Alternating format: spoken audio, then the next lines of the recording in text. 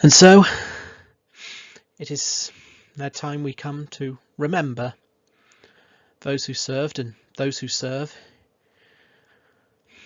Some people find Remembrance an uncomfortable kind of festival, if you can call it a festival.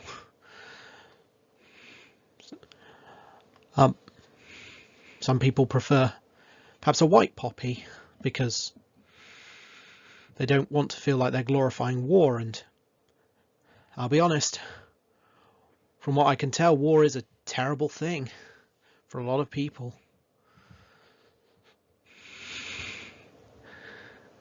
And, I mean, in a way, if it weren't so terrible, perhaps the sacrifice wouldn't be so worthy of commemoration as it is.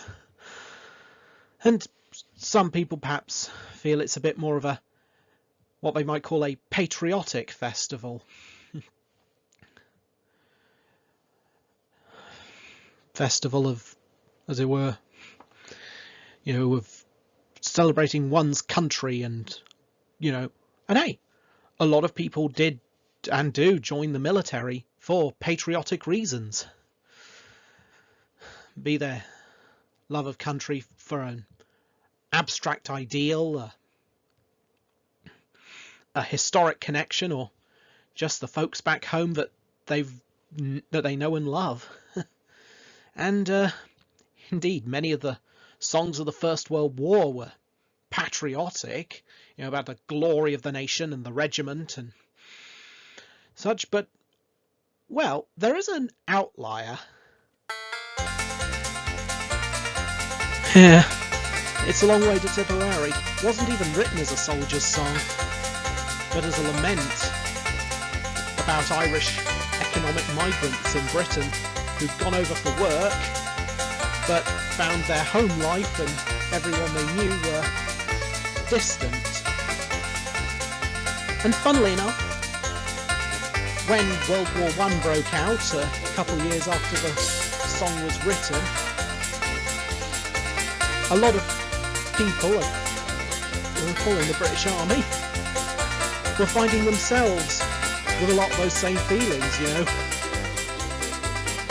Home and loved ones are a long way away.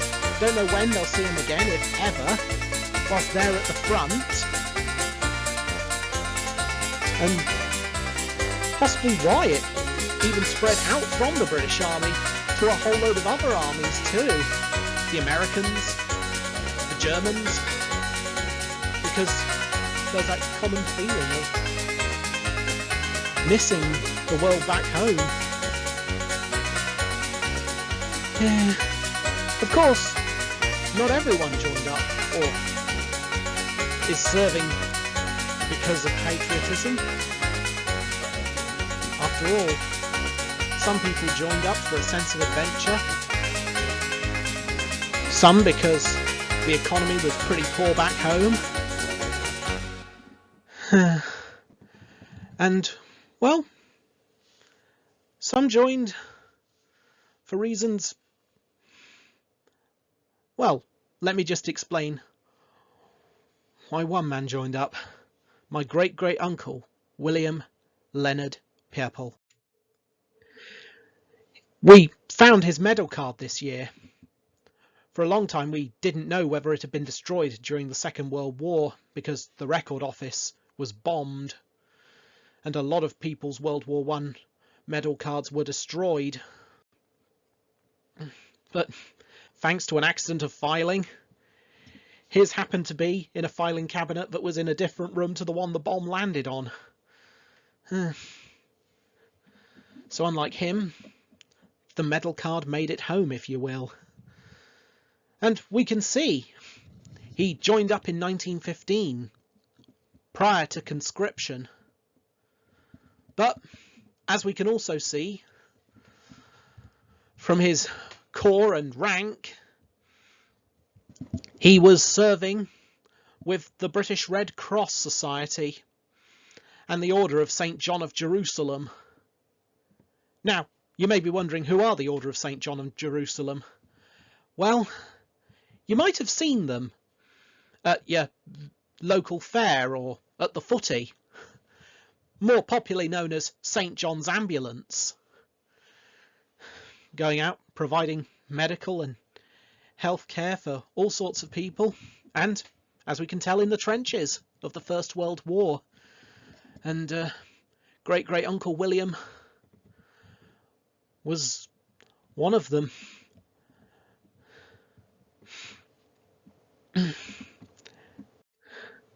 Out there, as I said, he never made it home because, well,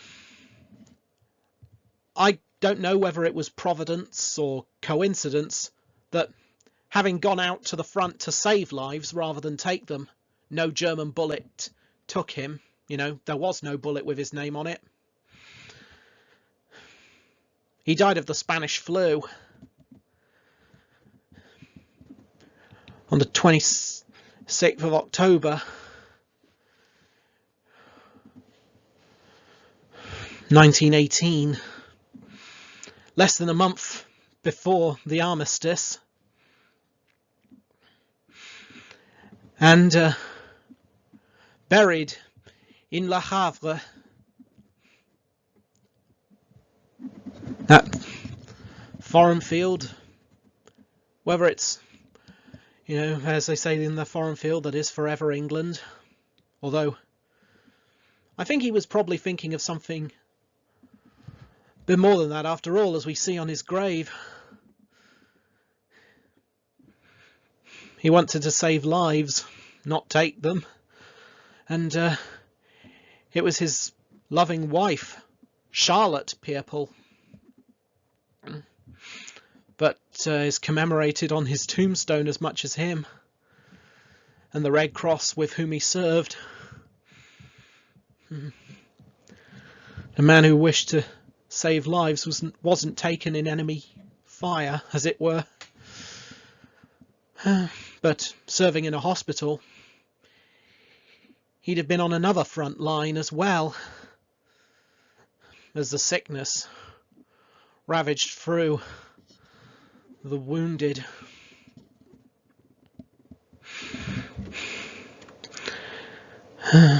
He was the only member of our family that we found who didn't come home from either of the two world wars. And I think I ought to give a thank you here to the Commonwealth War Graves Commission, who found and maintained the information about his service, where he was buried, and the wife he left behind. And of course, to the War Graves Photographic Project, who found the photo of his grave that I could show you in this video, lest we forget, for all the family members who could, you know, even if they can't for various reasons visit the grave itself themselves, they can at least see a photograph and see their loved one where they were buried. And of course, we come into the present with that, such as with the work of the Royal British Legion, helping our veterans and all the good work they do, and there'll be a link to support their work in the description below. Not to mention the British Red Cross, following in great-great-uncle William's footsteps, helping, as we can see here, in Ukraine and Somalia. And other places. And of course, for people living in places like Ukraine and Yemen and other such places, they don't have to imagine how terrible war is. And so people like the Red Cross are there for them. And of course, other people following following on in great-great-uncle William's footsteps. In the modern day, St. John's Ambulance or the Order of St. John of Jerusalem. Links in the description to help them as well.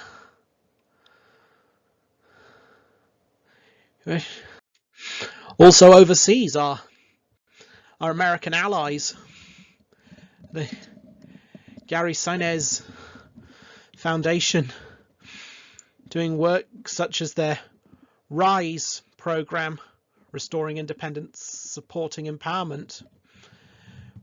As you can see, mortgage-free homes with smart adaptations for wounded,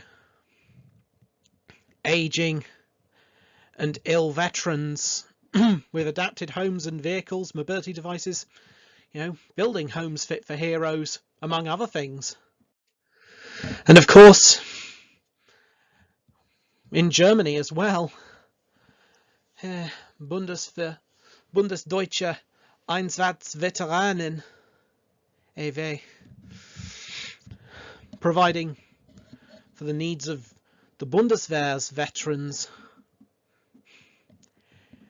After all,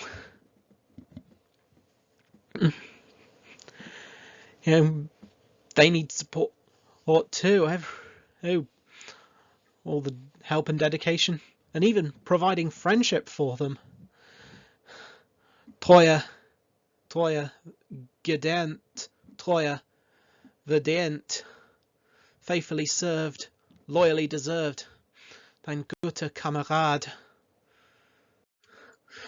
And of course, that brings us to the future. A future meant in two senses. First, of course, for all those who will serve their country and their militaries in various capacities in the future, wars, conflicts, relief operations that the armed forces of the world do.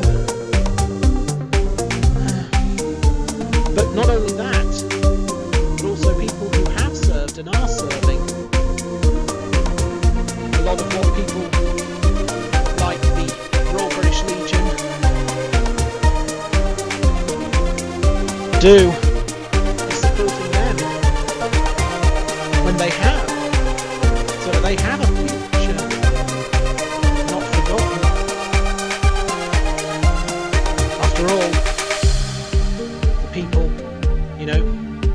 on the war memorials, they weren't just names in marble, but living human beings. And of course, there are people who live on from war, and there's quite a few of the charities listed will probably agree. For a lot of veterans, the war doesn't end when the shots have stopped firing and the guns fall silent. So, we are there for them. They are there for them. We just say thank you and stand by those who served, those who are serving, those who will serve.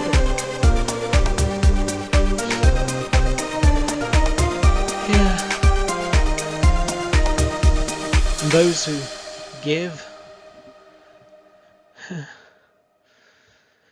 No greater love. That's all I can say about it. And so, to our armed forces and armed services, both past, present, and yet to come, it is lovely having you here.